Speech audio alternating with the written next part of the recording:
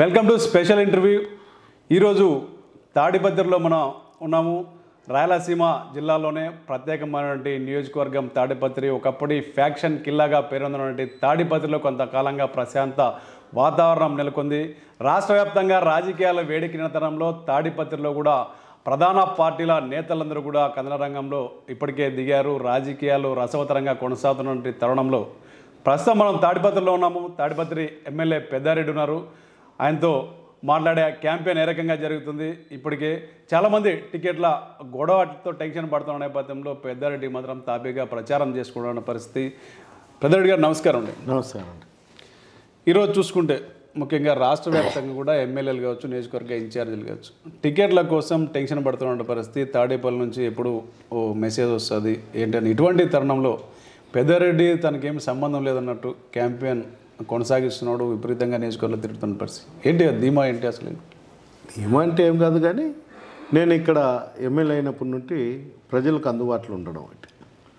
రెండోది, మా నాయకుడు జగన్మోహన్ రెడ్డి గారి ఆదేశాల మేరకు ఆయన గడప గడప కార్యక్రమాలకు అయితేమి, వచ్చిన నవరత్నాలు పథకాల గురించి కానీ ప్రజల్లో చురుగ్గా మేము తీసుకుపోవడం జరుగుతుంది. దీని అన్ని బేసిక్ గుడక ముఖ్యమంత్రి గారు తీసుకున్నటువంటి సర్వేలలో కానీ ఇంకోటి కానీ నేను బాగుండా అనే ఆలోచన నాలో ఉంది. అందువలన నేను కష్టపడి ఈ కాన్ఫరెన్స్లో మళ్ళా వైఎస్ఆర్సీపీ జెండాకు పాతాలనే ఉద్దేశంతో నేను తిరుగుతాను. ఒకవేళ సీఎం గారు నన్ను పిలిచి, ఇంతవరకు నేను 2-3 సార్లు ఇది జరిగేటప్పుడు కూడా క్యాంప్ ఆఫీస్కి పోయినా, అక్కడ ఎలాంటి నన్ను పిలవడం జరగడం లేదు, కనీసం దీని గురించి చర్చించడం కూడా జరగలేదు. అందువల్ల నేనే అభ్యర్థి అనే ఒక ధీమా, నాకున్నటువంటి వ్యక్తిగతంగా పరిచయాలతో కానీ ఇంకోటితో కానీ ఆ ధీమాతోనే నేను ఈ కాన్ఫరెన్స్లో పనిచేస్తాను. అంటే ఇప్పటికే దాదాపు గడప గడప కార్యక్రమం కావచ్చు, చాలా ప్రభుత్వ పథకాల్లో విపరీతంగా గ్రామాల్లో తిరుగుతున్న పరిస్థితి. కొన్ని రోజులుగా మీరు మీ కుటుంబం కూడా రోజు ఒక ప్రచార క్యాంపెయిన్ లాగా తాడిపత్రిలో తిరుగుతున్న పరిస్థితి. ఎట్లా ఉంది స్పందన? నేను ఈరోజు కాదు, దాదాపు 1 ఇయర్ నుండి పాదయాత్రలు చేయడం కానీ గడప గడప కార్యక్రమం కానీ నేనే కాదు, నా కుటుంబ సభ్యులు. ఒకవేళ ఈరోజు నేను ఎక్కడైనా క్యాంప్ అయినా కూడా నా కొడుకులలో ఏదో ఒక కొడుకు టౌన్లో కానీ బయట గ్రామంలో ప్రజలతో అందుబాటులో ఉంటాం. ఏ రోజు కూడా కాన్ఫరెన్స్ వదిలి బయటకు పోయే పరిస్థితి చాలా తక్కువ. ఈవెన్ ఎందుకు ఈ పరిస్థితుల్లో మేము ఇక్కడ చేయాల్సి వస్తుందంటే, గతంలో మా నాయకుడు మమ్మల్ని నమ్మి ఇక్కడ టికెట్ ఇవ్వడము, ఇక్కడ విజయం సాధించడము, మళ్ళా తిరిగి విజయం సాధించే దానికోసము నాయకుని యొక్క నమ్మకాన్ని నిలబెట్టాలనే ఒక ఆలోచన, ప్రజలకు అందుబాటులో ఉంటే ఎవరినైనా కానీ ఓడించగలమనే ధీమా కూడా మాలో ఉంది. ఎందుకు ఇక్కడ ప్రజల్లో మమ్మల్ని యాక్సెప్ట్ చేస్తున్నారు అనేది ముఖ్యమైనది. గత 30 సంవత్సరాలలో జేసీ సోదరులు ప్రభాకర్ రెడ్డి కావచ్చు, దివాకర్ రెడ్డి కావచ్చు, మాకు ఇక్కడ ఎవరు ఎదురు లేదు అనే భావంతో ఇక్కడ గ్రామంలో ఉన్నటువంటి లీడర్లను కానీ ప్రజలను కానీ చులకన భావంతో చూసేవాళ్ళు. నేను వచ్చిన తర్వాతనే వాళ్ళకు కొద్దో వాళ్ళ పార్టీలో ఉండే వాళ్ళకు గౌరవం దక్కుతుంది. ఇంతకుముందు సింగిల్ చైర్ పాలసీ, వాళ్ళ దగ్గర కూర్చోవాల, ఎంత లీడర్ అయినా కానీ చుట్టూ నిలబడుకొని మాట్లాడాలి. ఆ పరిస్థితి నుండి ఈరోజు నేనైతే గర్విస్తాను.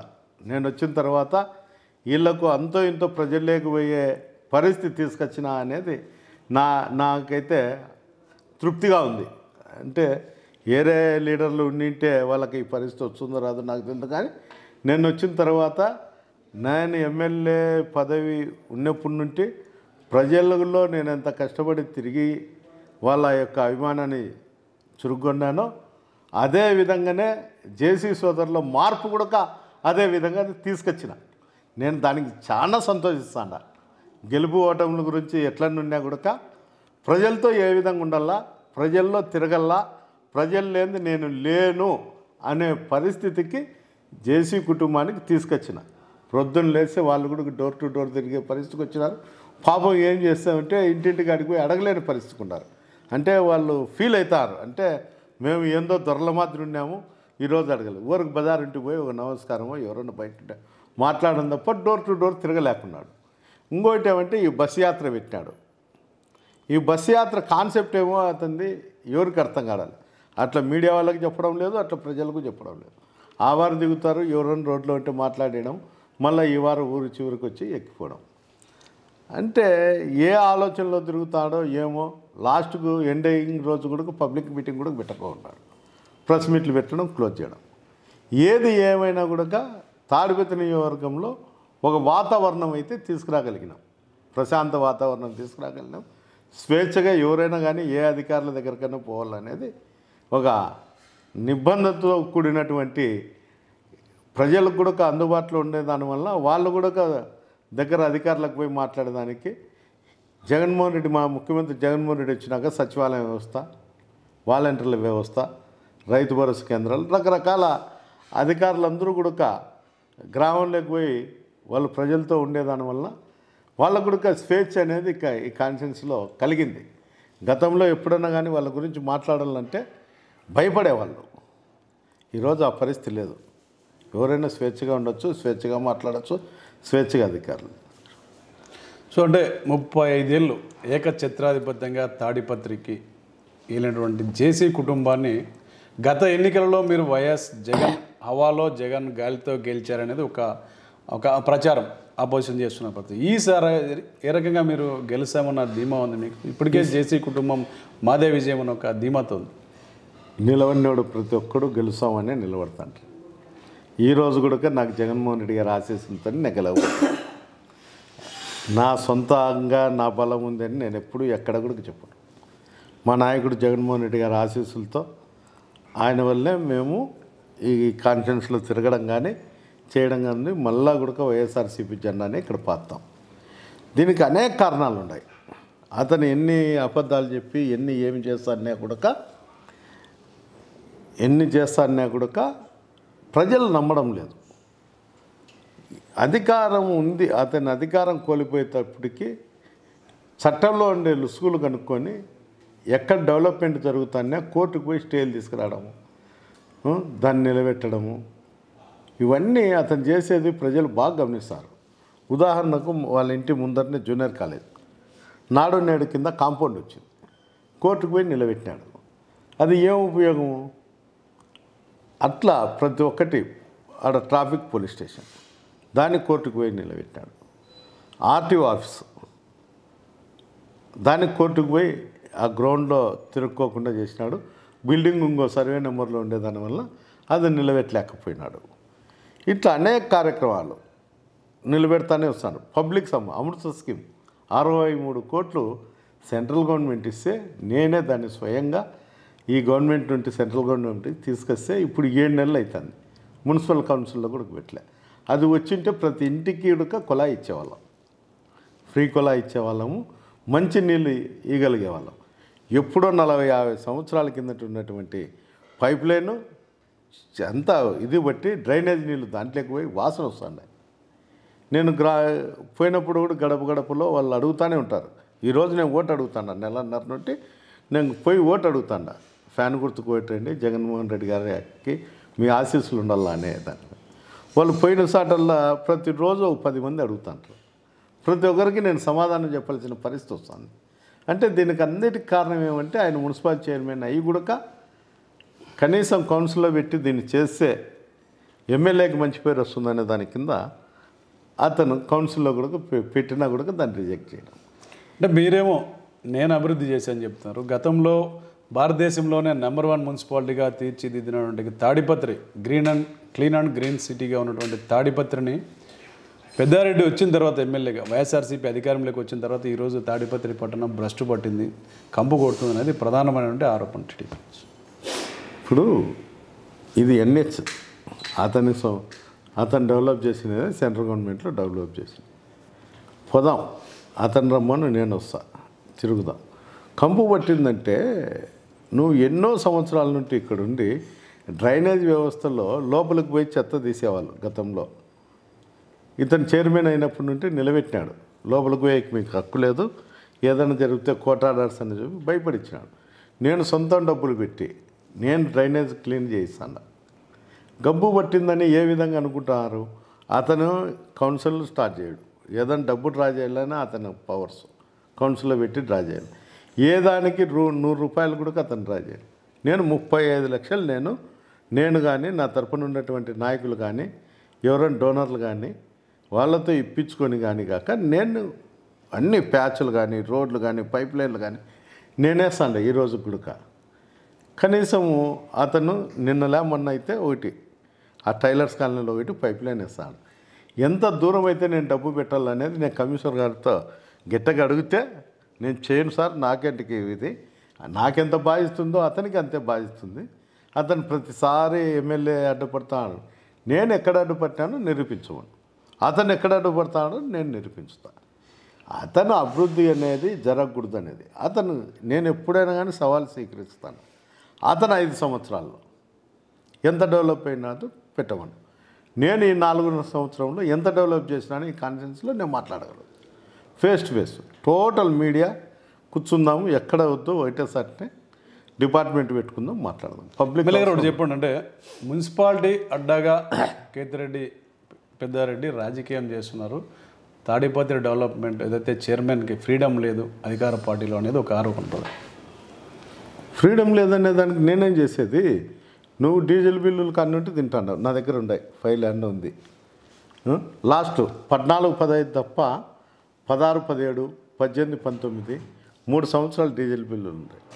చూడండి, ఈ 4.5 సంవత్సరం డీజిల్ వేరియేషన్ ఏమి, ఇప్పుడు వేరియేషన్ ఏమి చూడమను, నేను నిరూపించగలుగుతా. రేట్లు ఎక్కినాయి, అన్నీ ఎక్కినాయి. అతను సొంత వాహనానికి కూడా మున్సిపాలిటీ డీజిల్ పట్టుకొని తిరిగేవాడు. నేను వచ్చిన తర్వాత అవన్నీ మూసేసిన. అంటే అప్పటికి ఇప్పటికి ఏమి డీజిల్ తక్కువ అవుతుందంటే అర్థం ఏముంది? తక్కువ అవుతుందంటే దాన్ని సొమ్ము కానీ ఆ మున్సిపాలిటీలో ఉండే వ్యవస్థలో ఉండేటువంటి లోపాలన్నీ నేను ఎత్తు చూపుతాను. కాబట్టి ఈరోజు 40 సంవత్సరాల నుండి డీజిల్ పడుతున్నారు ఇక్కడ వైఎస్ఆర్ అతను పెట్రోల్ బంకులో. 3 నెలల నుండి డీజిల్ నిలబెట్టినాడు. నిలబెడితే నేను సొంతంగా మాకు కావాల్సిన వ్యక్తితో ట్యాంకర్ తెప్పించి ప్రతిరోజు డీజిల్ పెట్టిస్తాను. నువ్వు నిలబెట్టాల్సిన అవసరం ఏముంది? నువ్వు నిలబెడతాండావా, నేను నిలబెడతాను. ఒకసారి చర్చకు రమ్మని నేను ఎన్నోసార్లు చెప్పిన మీడియా, చర్చకు రమ్మనండి. అతను చర్చకు కూర్చుంటే ఎవరు నిజాయితీ వానికి తెలుస్తుందని. అతను ఏంటి కానీ అతను పిలిచవాను చర్చకు రమ్మని ఇన్నిసార్లు మీడియా వాళ్ళు అతని దగ్గరికి పోతాను. ఒక్కసారైనా అతను చర్చకు రమ్మని పిలిచినాడా? నేను ప్రతిసారి చెప్తానే ఉండా, నువ్వు చర్చకు రా, ఇద్దరమే కూర్చుందాము, నీ దగ్గర ఏం రికార్డు ఉందో తీసుకో, నా దగ్గర ఏం రికార్డు ఉందో నేను తీసుకొస్తా, నువ్వు ఏం చేయలేదని చెప్పు, నేనేం చేయలేదని మాట్లాడను. అంతే తప్ప ప్రజలు వింటారని, ప్రజలు నీవు 30 సంవత్సరాల నుండి నువ్వు ఏదో ఒక పెద్ద అద్భుతం సృష్టించినా అని నువ్వు చెప్తాను. నువ్వు సృష్టించింటే 30 సంవత్సరాలు నీకు ఎవరు అడ్డు లేదు కాబట్టి నీ ఇష్టం వచ్చినట్లు మాట్లాడతాను. నేను ఈరోజు నేనుండా కాబట్టి నువ్వు ఏం చేసినావని అడుగుతాను కొని నువ్వు మాట్లాడలేకపోతున్నావు. గతంలో కూడా ఇట్లనే ఎవరన్నా మాట్లాడు నువ్వు రోడ్డు మీదకి రా అని చెప్పింటే కన్నా అతను ఎప్పుడో మానుకొందు, ఈ అతిచేష్టలన్నీ ఎప్పుడో మానుకొందు. అతను మానుకోలేదు, ఇప్పటికీ అతను బిహేవింగ్ చేయలేదంటే అదే కారణం, ఎవడు ప్రశ్నించే వాళ్ళు లేకనే. ఎలక్షన్స్లో క్యాంపెయిన్ తిరుగుతూనే ఉన్నారు. ఓవైపు మాట్లాడుతాం, సందర్భం వస్తే నేను పాత పెద్దారెడ్డిని చూస్తారు నాలో ఉన్నారు. అంటే ప్రత్యర్థుల్ని భయపెడుతున్నారా ఎలక్షన్స్? నేను ప్రత్యర్థులను భయపెట్టే ఆలోచన అయితే నాకు లేదు. కానీ దానికి కారణం ఏమంటే ప్రతిసారి ప్రతి విషయంలో కూడా పబ్లిక్ని తప్పుదావ పట్టడము, మమ్మల్ని రెచ్చగొట్టే విధంగా ఎవరితో అంటే వాళ్ళతో ప్రెస్ మీట్లు ఇప్పించడము, ఎవరన్నా రెచ్చిపోయి ఏదన్నా జరిగితే మళ్ళా తాడిపత్రిలో ఫ్యాక్షన్ రాజకీయాలకు ఆజ్యం వస్తుందనే ఒక ఆలోచన నాలో కలిగింది. రెండోది ఏమంటే ఎక్కడ ఒకసాట దీనికి ఫుల్ స్టాప్ పెట్టాలి. అంటే నేను ఎక్కడ ఫ్యాక్షన్ చేస్తా అని చెప్పడం లే, కొద్దిగా ర్యాష్గా కొద్దిగా ఘాటుగా మనం మాట్లాడి ఘాటుగా ఎవరినన్నా మందలించితే తప్ప ఇది కంట్రోల్ కాదనేది నా ఆలోచన. నేను ఇప్పుడు చేస్తా అని చెప్పడం. ఏ ప్రభుత్వం వచ్చినా, వైఎస్ఆర్ ప్రభుత్వం వచ్చినా, తెలుగుదేశం ప్రభుత్వం వచ్చినా, ఇంకో ప్రభుత్వం వచ్చినా తర్వాత 4 నెలల తర్వాత దీనిపైన ఎక్కడోసారి ప్రక్షాళన అనేది జరగాలి. రాజకీయాల్లో కావచ్చు, వ్యవసాయంలో కావచ్చు, వ్యాపారాలలో కావచ్చు, ఈ అవినీతి దౌర్జన్యాలు ఎక్కడున్నప్పుడు ఏడవ సాట ప్రక్షాళన జరగకపోతే అది భ్రష్టు పట్టేది ఖాయం. ఎప్పుడూ లేని విధంగా తాడిపత్రిలో ప్రశాంతతకు మారుపేరుగా నిలబెట్టాం. అంతెందుకు ఈ 2-3 నెలల నుండి అతను ఎప్పుడైతే గ్రామాలలో కక్షలు పెట్టేదానికి తయారైనాడు, ఈ 4.5 సంవత్సరంలో లేనిది ఈ వారం 10 రోజుల నుండి 3 ఇష్యూస్ జరిగినాయి. శివనాయపల్లిలో కందికట్ట కాల్చినారు, చింతరాయపల్లి అని యాడికి మండలంలో వాములన్నీ కాల్చినారు, అటువంటి పెద్దోడూరు మండలంలో కాటన్ కాల్చినారు. దీనికన్నిటికీ ఏం ఆలోచన వస్తుందంటే అమాయకులైనటువంటి రైతులను ఇబ్బంది పెట్టడం. అంటే అక్కడ ఏదన్నా జరిగితే అది ఫ్యాక్షన్ రాసుకుంటే ఎమ్మెల్యే వచ్చిన తర్వాత మళ్ళీ ఫ్యాక్షన్ రాజకీయాలు చేస్తారు. అంటే ఎప్పుడన్నా కానీ ఈ 4.5 సంవత్సరం జరిగిండేది వేరు, ఈ 5 నెలలు జరిగేది వేరు. అంటే రాజకీయాల్లో వాళ్ళ ఉనికి కాపాడుకునే దానికోసము రకరకాల కారణాల కోసము ఈ ఆజ్యం వస్తుంటారు. ఇక్కడ ఉండేటువంటి నాయకులు కూడా కొంతమంది అతని మాటలకు బోన్లో పడి ఈ విధంగా చేయడం జరుగుతుంది. అధికారులను కూడా బ్లాక్మెయిల్ చేస్తుంటారు, పిటిషన్లు వేస్తాము, మిమ్మల్ని కోర్టుకి ఇస్తాము, అది ఈ విధంగా ప్రతి ఒక్కరిని బెదిరించుకుంటాను. నాయన చెప్తే అధికారులు వింటారో లేదో కానీ జేసీ ప్రభాకర్ రెడ్డి చెప్తే ఈరోజు పరిస్థితుల్లో అధికారులు వింటారు. అంతెందుకు మీ ప్రెస్ వాళ్ళు నా దగ్గర ఉంటే 3-4 ఉండొచ్చు, కానీ మా సాక్షి వాళ్ళు తప్ప యూట్యూబ్ ఛానల్ వాళ్ళ కన్నా వాళ్ళ బస్సుల కన్నా ఉంటాడు. కాఫీ ఇచ్చేంతవరకు ఊరుకుంటాడు, కాఫీ ఇచ్చినాక తిడతాడు. ఇంకా తాగల కదా, తాగేంతవరకు తిట్టచ్చు అనే అవకాశం అతనికి. ఈగ ముందు అయితే కానీ వద్దులేనా అని బయటకు పోతారని. ఇంత జరుగుతానే కూడా అతని భయమో భక్తో నాకు తెలియదు, కానీ టోటల్గా అధికారులను కూడా బ్లాక్మెయిల్ చేసి మీ మీద పిటిషన్లు తెచ్చా, మీ ఇళ్ళకు పంపించా, నీ హిస్టరీ తెలుసు మాకు అని చెప్పి బెదిరియడం మొదలుపెట్టినాడు.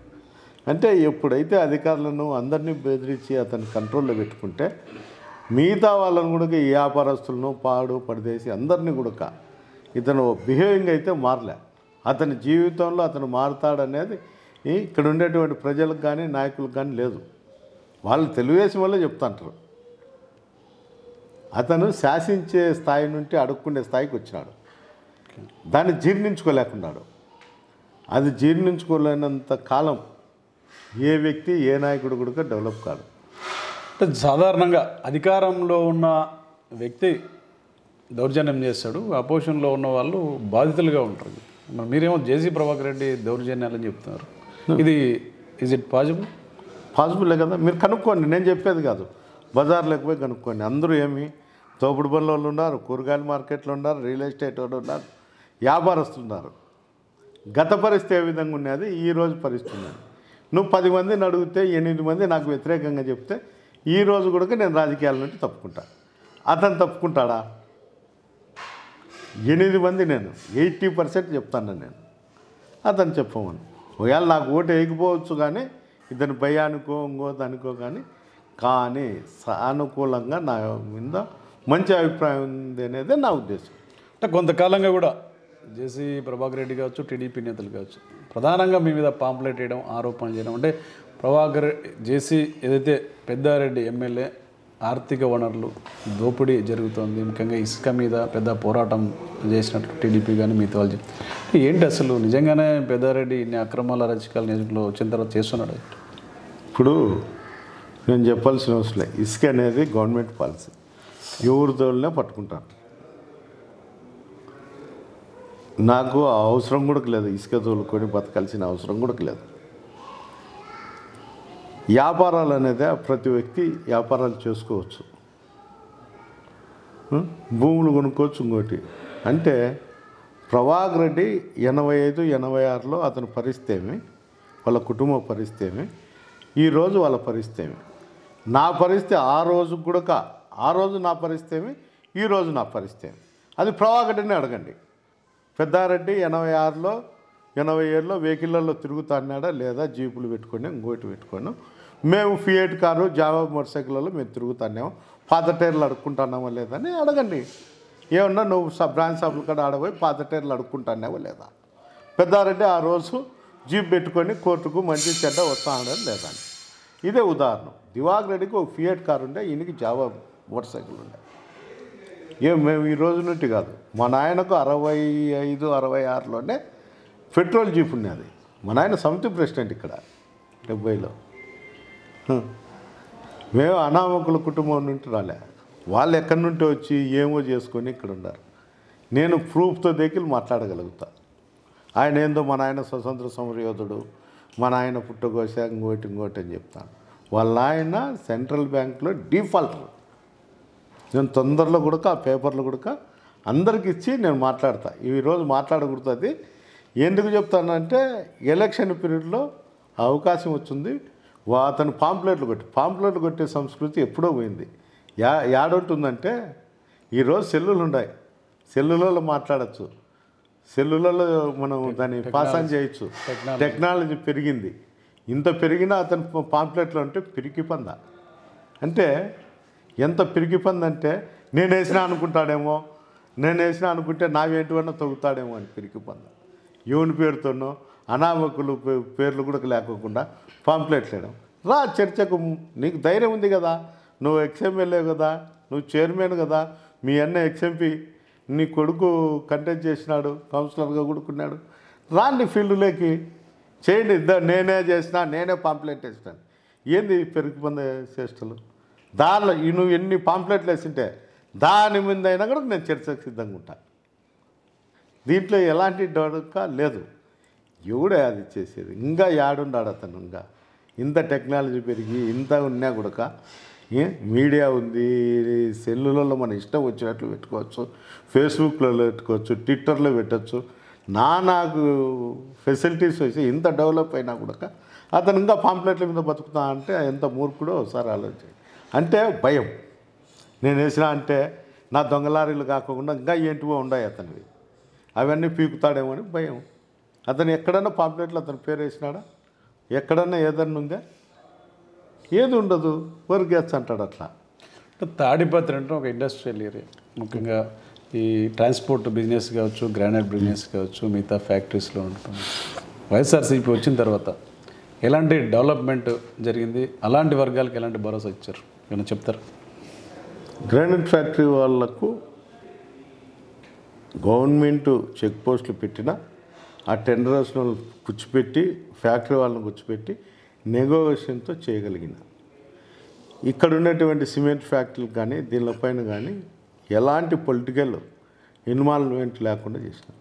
మీరు పోయి వాళ్ళ ఎండీలైనా అడగచ్చు గత పరిస్థితి ఏమి, ఈరోజు పరిస్థితి ఏమి. అంటే ఎట్లా ఉండదు గతంలో ఎల్ఎన్టీకి బిగాలు వేయడము, పెన్నా వాళ్ళని బెదిరడము, స్టీల్ ప్లాంట్లు లారీలకు అన్నిటికీ గాలి తీయడము, ఇట్లాంటివన్నీ ఉన్నాయి. అంటే ఆక్యుపై చేసుకునే దానికి వీళ్ళ శక్తి యుక్తులు అన్నీ కూడా అడ్డం వేసి ఉండేవి ఉన్నాయి. ఈరోజు ఆ పరిస్థితి లేదే. ఏదైనా కావాలంటే వాళ్ళని అడుక్కుంటాం. ఇది మాకు ఇవ్వండి, మేము కూడా ఇక్కడ ఖర్చులు ఉంటాయి, మేము కూడా వ్యాపారాలు చేయాలి కదా. అంతే తప్ప వాళ్ళు అడుక్కునే స్టేజీలో లేరు. అప్పట్లో నేను రానంతసేపు వాళ్ళు అడుక్కునే స్టేజీలో లేరు, శాసించే స్టేజీలో ఉన్నారు. ఈరోజు వాళ్ళు అడుక్కునే పరిస్థితికి వచ్చినారు. సో అంటే గత 4 సంవత్సరాలుగా భారీ వర్షాలు వచ్చాయి, ప్రాజెక్టులు నీళ్ళు నిండాయి, అన్ని వర్షాలు వచ్చి డ్యాములు, పంటలు కూడా పుష్కలంగా పండినాయి, బీమాలు కూడా బాగానే వచ్చాయి. సో ఈ సంవత్సరం పెద్దారెడ్డి చేతగానితనం లేదా పెద్దారెడ్డి తన స్వార్థం కోసం నీళ్ళు ఎక్కడో బయటకు వదిలాడు, అందుకే కొన్ని మండలాల్లో పంటలు పూర్తిగా ఫెయిల్ అయినాయి ప్రధానంగా టీడీపీ నేతలు కానీ ఆరోపిస్తున్నాడు. ఈ కాన్షియన్స్లో ఒక పెద్ద గొడవరు తప్ప ఇరిగేషన్ సైడ్ ఉండేది ఎక్కడా లేదు. ఇది అతనికి తెలుసో తెలుదో కానీ నేను చెప్తాను. 4 సంవత్సరాలు వర్షాలు పడినప్పుడల్లా నేను అప్ టు ఫిబ్రవరి, మార్చి వరకు నీళ్ళు ఇచ్చిన. 2 పంటలకు కూడా ఇచ్చిన ఘనత కూడా మాకే ఉంది. లాస్ట్ కాలవ లాస్ట్ వరకు కూడా నీళ్ళు తీసుకుపోయినాం. రెండోది ముచ్చుకోట రిజర్వాయర్. వాళ్ళు ఇన్ని సంవత్సరాలు రాజకీయాలు చేసినా కూడా ఎప్పుడు కూడా ఆ రిజర్వాయర్కు నీళ్ళు ఇప్పించిన పాపన గుడికి ఈసారి కూడా నీళ్ళు ఇప్పించినాం. గ్రౌండ్ వాటర్ పెరిగింది. చాగల్లో కూడా నీళ్ళు ఇప్పినాం. పెండేకల్లో నీళ్ళు ఇచ్చినాం. ఇంత నీటి కొరత ఉన్న డ్రింకింగ్ పర్పస్కి ఎంపీఆర్ డ్యాంలో ఒక్క టీఎంసీ కూడా నీళ్ళు లేవాలి. అయినా కూడా 1 నెల నీళ్ళు నేను పెద్దోడూరు మండలానికి నీళ్ళు ఇవ్వగలిగిన. ఇంకా సోర్సెస్ లేనప్పుడు నేనేం చేయలేను, దేవుడు కూడా ఏం చేయలేను. సోర్సెస్ లేక వదిలేయడం జరిగింది. ఎప్పుడు కూడా ఇన్సూరెన్స్ కానీ గతంలో వాళ్ళు 30 సంవత్సరాల నుండి ఎప్పుడైనా కానీ ఫిబ్రవరి వరకు నీళ్ళు ఇచ్చినాము, ఒక పంటకే వాళ్ళు సరిగ్గా నీళ్ళు ఇచ్చలే. అంటే 30 సంవత్సరాల నుండి వర్షాలే లేవా? ఈ 4 సంవత్సరాలే ఉన్నాయా? ఏంటికి ఇచ్చలేకపోయినారు? ఎవరన్నా కాలువలకు వేసినా కూడా మోటార్లన్నీ కోసి రైతుల మీద కేసులు పెట్టినారు. పెద్దవరకు స్టేషన్కి పోయి చూడండి, ఇతని పీరియడ్లో కానీ వాళ్ళ అన్న పీరియడ్లో కానీ రైతుల మీద కేసులు పెట్టిన ఘనత కూడా వాళ్ళ కుటుంబానికే కానీ వేరే వాళ్ళకేం తెలియదు. నేను ఒక రైతు బిడ్డగా నాకు తెలుసు వ్యవసాయం అంటే ఏ విధంగా ఉంటుంది, ఎంత ఇబ్బందికరమైన పరిస్థితుల్లో ఉంటారనేది. అందువల్ల నాకు ఆలోచన ప్రకారం ఎక్కువ నేను ఇరిగేషన్ పైన డ్రింకింగ్ వాటర్ పైన చేస్తాను. ఈరోజు డ్రింకింగ్ వాటర్ పరిస్థితి కూడా 80% నేను సాల్వ్ చేశాను గతంలో కన్నా. వాళ్ళ ఆయన పేరుతో పెట్టుకున్నటువంటి జేసీ నాయుడు స్కీమ్ కూడా నేను డెవలప్ చేసిండేదే, మూలన పడిపోయింది. అది అతనికి తెలుసో తెలియదో కానీ మూలన పడిపోయింది. అంత అతని మాదిరి నీచమైనంగా ఇంకొకరి మీద బురద చల్లుకుంటూ ఉండాల్సిన అవసరం నాకైతే లేదు. సో ఇప్పటికే ఎలక్షన్ క్యాంపెయిన్లో ఉన్నారు, ఓటు ఏంటని కూడా అడుగుతున్నారు. ప్రజలకి ఏం చెప్పి ఓటు అడుగుతున్నారు? వైసీపీలో డెవలప్మెంట్ ఏం చేశారు? మీరు చెప్పుకోవడం అంశాలు ఏమైనా ఉన్నాయా? సంక్షేమ పథకాల గురించి చెప్తున్నాం. ఎక్కడన్నా కానీ డెవలప్మెంట్ లేని తర్వాత అంతో ఇంతో డెవలప్ చేసినాం. రోడ్లు వేసినాం, ట్యాపులు మా సొంత డబ్బులతో ట్యాంకులు పెట్టి నీళ్ళు ఇవ్వడం జరిగింది. ఆటో నగర్లో పూర్తిగా రోడ్లు అన్నీ చేసినాము. ఆర్డిట్ కాలనీలో కంప్లీట్గా రోడ్లు నేనే వేసిన. 4000 పట్టాలు టౌన్లో పట్టాలు ఇవ్వడం జరిగింది. అవి హౌసింగ్ కూడా తయారవుతున్నాయి. 100 బెడ్ హాస్పిటల్ కూడా తాడిపత్రికి తేవడం జరిగింది. తొందరలో ఓపెన్ చేయగలుగుతున్నాము. ఇన్ని సచివాలయ వ్యవస్థలు కానీ అన్నీ కూడా మేము డెవలప్ చేసినాం. ప్రతి గ్రామంలో కూడా రోడ్లు వేయగలిగినాం, డ్రైనేజ్లు వేయగలిగినాం, తాగునీటి సమస్య లేకుండా చేసినాం. ఉండేటువంటి రైతులకు సంబంధించి అన్ని డ్యాములకు, అన్ని చెక్ డ్యాములకు నీళ్ళు ఇచ్చడం జరిగింది. ఇంతకన్నా రైతులకు కావాల్సినది ఏం లేదు. గ్రౌండ్ వాటర్ ఈరోజు ఉంది. మీరు పోయి పొప్పూరు మండలంలో అడగండి గ్రౌండ్ వాటర్ ఏ విధంగా ఉంది అనేది, వాళ్ళే చెప్తారు, నేను చెప్పాల్సిన అవసరం లేదు. అంటే పొలిటికల్గా ఇప్పటికే క్యాంపెయిన్లో ఉన్న నేపథ్యంలో ప్రత్యర్థులు కూడా క్యాంపెయిన్ చేస్తున్న పరిస్థితి. ప్రధానంగా తాడిపత్రి నియోజకవర్గాన్ని కానీ తాడిపత్రి ఏం చేయబోతున్నారు? నేను ఇప్పుడేం కాదు కానీ మార్చిలో మేము ఒక అభ్యర్థిగా ఒక మేనిఫెస్టో కూడా పర్సనల్గా ఇస్తాం. ఏ విధంగా వెళ్ళనేది మా పార్టీలో ఉండేటువంటి సీనియర్లతో, కొంతమంది మేధావులతో అందరితో చర్చించి మా ఆర్థిక స్తోమత కూడా దానికి చూసి దాని ప్రకారం మేము మేనిఫెస్టో కూడా కొత్తగా ఇవ్వడం జరుగుతుంది. అంతే కానీ నేను అభ్యర్థి అయితే నా కొడుకు మేనిఫెస్టో ఇచ్చేది, లేకపోతే ఎవరో మేనిఫెస్టో ఇచ్చేది ఉండదు. నేను ఎమ్మెల్యేగా నా పేరుతోనే నేను మేనిఫెస్టో ఇస్తాను.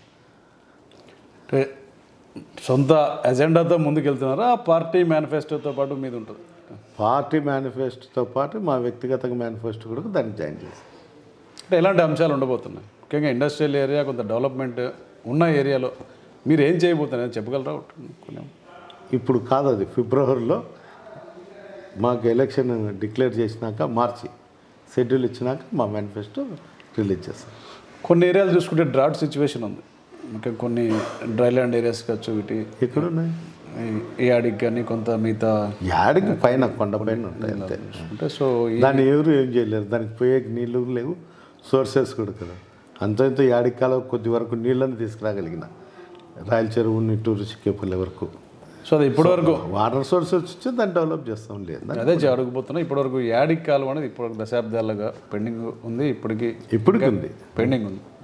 సో దాన్ని ఏమన్నా టేకప్ చేయబోతున్నారా? అంటే ఎంపీఆర్ నుంచి పిఏబిఆర్ లెఫ్ట్ కెనాల్ ఉంటుంది, దాని మీద ఏమైనా దృష్టి పెట్టారా? ఏమన్నా యాడికి కాలం ప్రపోజల్ ఏదన్నా ఉందా? ఏం లేదు కానీ మళ్ళీ దాన్ని రివైజ్ ఎస్టిమేట్ చేసి నెక్స్ట్ ఎమ్మెల్యే అయితే దాన్ని డెవలప్ చేస్తాం. దాదాపు ఈసారికి రూరల్ మండలం అంతా ఇప్పటికే చేయాల్సిండేది, కొన్ని అనువాద కారణాల వల్ల చేయలేకపోయినాం. రూరల్ మండలం అయితే దాదాపు 10-15 వేల ఎకరాలు నీళ్ళు ఇచ్చేదానికి నెక్స్ట్ గవర్నమెంట్ వచ్చి నేను ఎమ్మెల్యే అయిన తర్వాత అదే చేయబోయేది. రూరల్ మండలం సస్యశ్యామలంగా ఉంటుంది. యాడికి మండలం కూడా రాయల చెరువు ఆ పరిసర ప్రాంతాలన్నీ కూడా ఇప్పుడు కూడా గ్రౌండ్ వాటర్ నేను ఇచ్చిండేదే, యాడికి వరకు ఇచ్చిండేది. ఆ కొండ మీద అయితే తక్కువ, కానీ ఇక్కడికంతా డ్రింకింగ్ పర్పస్ కానీ నిట్టూరు, చిక్కేపల్లె, బాపునపల్లె ఈ రోజుకి మీరు పోయి చూసినా కూడా గంగాదేవపల్లె బాబునపల్లి ఈ రోజు కూడా నీళ్లు పడుతున్నాయి పెండేకల్ గురించి. దీంట్లో ఎలాంటి సందేహం లేదు. గతంలో ఏటి వారం ఉండే భూములే బిల్లు పెట్టుకునే పరిస్థితి. ఏంటంటే వాళ్ళ భూములు ఉన్నసాటికి వాళ్ళు చెక్ డ్యామ్ కట్టుకొని మట్టి అడ్డం వేసుకొని నీళ్లు పెట్టుకునేవాళ్ళు. ఈ నియోజకవర్గంలో ప్రాజెక్టులు కానీ చెక్ డ్యామ్లు కానీ మొత్తం జేసీ కుటుంబం కట్టినవి అనేది ప్రధానంగా వాళ్ళు చెప్తున్నారు పరిస్థితి. వాళ్ళు చెప్పింది కరెక్టు. వాళ్ళ భూమి కాడ చెక్ డ్యామ్ కట్టుకున్నారు, ఏటికి రాకోకుండా నిలబెట్టుకుని వాళ్ళు పొలాలకు పెట్టుకున్నారు. చాగల్ కానీ పెండేగల్ రిజర్వాయర్ మిగతా ప్రాజెక్టులు చెరువులు ఇవన్నీ కూడా మేమే కట్టాం. కనీసం ఎమ్మెల్యే సొంతూరులో ఉన్నటువంటి తెగిపోయిన డ్యామ్ కూడా కట్టుకోలేని పరిస్థితిలో ఉన్నాడు అనేది ప్రధానంగా టీడీపీ వాళ్ళు. మంచిది. అదేమో వాళ్ళు కట్టినారు. ఇంట్లో బోకులు ఉంటే పర్వాలేదా, దాంట్లోకి బియ్యం వేయాలా, స్టవ్ అంటే ఇలా వంటలు చేయాలా, పెడితే సరిపోతుంది. ఊరికి ఉంటే వాళ్ళ కమిషన్ల కోసం కట్టించినారు, అయిపోయినాయి. ఎలకలు బక్కలు పట్టినాయంట పెండేకల్ దాంట్లో. వాడు ఇంజనీర్ చెప్పినాడు. ఒకసారి నేను ఇన్ఛార్జ్ ఉన్నప్పుడు తెగిపోతుందంటే నేను పోతే ఇది అధికారులను పిలిచి ఏంది నాయనా బాబు ఇట్లా పగిలిపోతున్నాయి, నీళ్ళు కూడా రాలే, ఫస్ట్ టైం వర్షాలు ఎక్కువ కూడా వచ్చినాయంటే ఎలకలు బక్కలు పెట్టినాయి సార్ అంటాను. అంటే ఎంత నాణ్యతగా ఉందో ఒకసారి ఆ కాంట్రాక్టరో లేకపోతే ఇల్లు చెప్తే సరిపోతుంది. దానిపైన నేను లెటర్ కూడా పెట్టినా అప్పట్లోనే. మళ్ళీ ఎమ్మెల్యే అయినా కూడా దానిపైన విజిలెన్స్ ఎంక్వైరీ చేయండి. సో ఎమ్మెల్యేగా పెద్దగా పోలీసు రాజ్యం, పోలీసులను అడ్డం పెట్టుకుని నడుపుతున్నాడు, కొంత ప్రతిపక్షాలని అణుగుదొక్కుతున్నాడు, కేసులు ఎక్కువైనా. ముఖ్యంగా మీ ప్రత్యర్థి ఎవరైతే జేసీ ప్రభాకర్ రెడ్డి మీద 100 కేసుల వరకు పెట్టించారు. అంటే ఒక రాజకీయ కక్షతో ప్రత్యర్థులను అణుగుదొక్కుతున్నాడు అనేది కూడా ఒక ప్రధానమైన ఆరోపణ. సరే, ఆయన చెప్పిన దానికి నేను ఏకీపిస్తాను. అన్ని కేసులు ఉన్నాయని దానికి ఎక్కడన్నా అతను ఎవరినన్నా కొట్టిన దానిలో కేసులు పెట్టింటానో, ఎవరినన్నా ఇబ్బందికరమైన పరిస్థితుల్లో ఏదైనా అంటే పెట్టిండేటి కాదు. దొంగ లారీలు, దొంగ ఇన్సూరెన్స్లు, ఇతను దొంగతనం చేసి కేసులు పెట్టారంటే ఎవరిది అది? నీ తప్పు. నువ్వు దొంగతనం చేయాల్సిన అవసరం ఉంది. అంటే ఇప్పుడు ప్రభాకర్ ఇంట్లోకి పోయి మేము ఏందన్నా బంగారో డబ్బులు ఎగబెట్టుకుంటే తెచ్చుకుంటే అతను కేసు పెట్టడా? నేను మాట్లాడడానికి పోయింటేనే అతను మా ఇంట్లోకి వచ్చినాడని కేసు పెట్టాడు. మళ్ళీ ఇప్పుడు ఏంది? అతను చేసినాడు కాబట్టి కేసులు పెట్టారు, నేను పెట్టించినట్టు కాదు. అంటే ప్రభానంద స్వామి దగ్గర పోయి కుర్చీ వేసుకొని కూర్చొని వాళ్ళన్న కాళ్ళు అల్లాడించుకుంటా 500-600 మంది సైన్యంతో పోయి ఆశ్రమం మీద పడి అన్నీ పగలగొట్టి అన్నీ చేస్తే ఎంతమంది మీద కేసు పెట్టినారు? ఏం పోలీసులకు తెలుదా, లేకపోతే వీళ్ళకి తెలుదా? ఎస్పీల సమక్షంలో ఎస్పీలను పెట్టుకొని రాష్ట్ర చరిత్రలో ఎక్కడైనా కానీ పోలీస్ స్టేషన్కి బీగం వేసినారంటే అది జేసీ కుటుంబమే.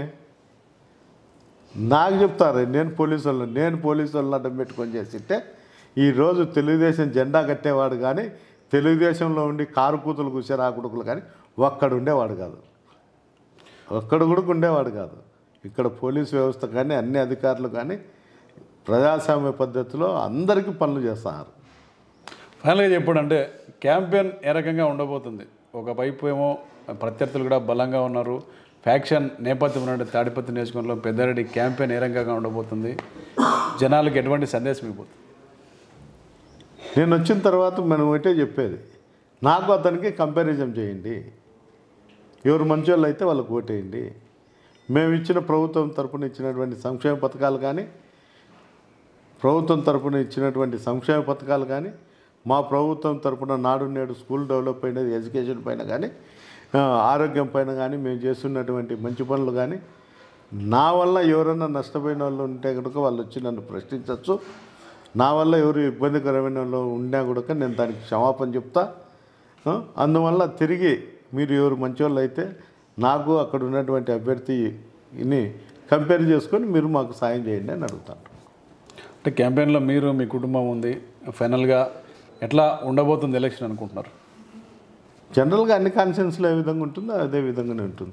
ఇదే సపరేట్ నీకు ఇదేమో బీఆర్ఓ లేకపోతే ఉంటే ఆ రోజులు పోయినాయి. ఓట్లు కానీ మీ గెలుపు కానీ ఇవన్నీ ఎట్లా ఉండబోతుంది? నిజంగా గెలుస్తామని ఒక ధీమా ఉందా ఏంటి? గెలుస్తామని ధీమా నాకు 100% ఉంది. ఏంటంటే నాకు చాలామంది తెలుగుదేశం పార్టీలో మిత్రులు ఉన్నారు. వాళ్ళు కూడా వాళ్ళ సర్వేలు నాకు పంపిస్తుంటారు.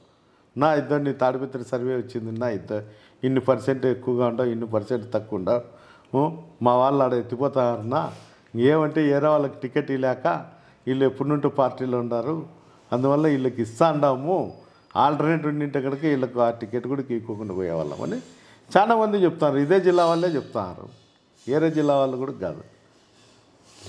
ధన్యవాదాలు సార్. ధన్యవాదాలు. ఇది ఈనాటి ప్రత్యేక కార్యక్రమం, పెద్దారెడ్డితో స్పెషల్ ఇంటర్వ్యూ.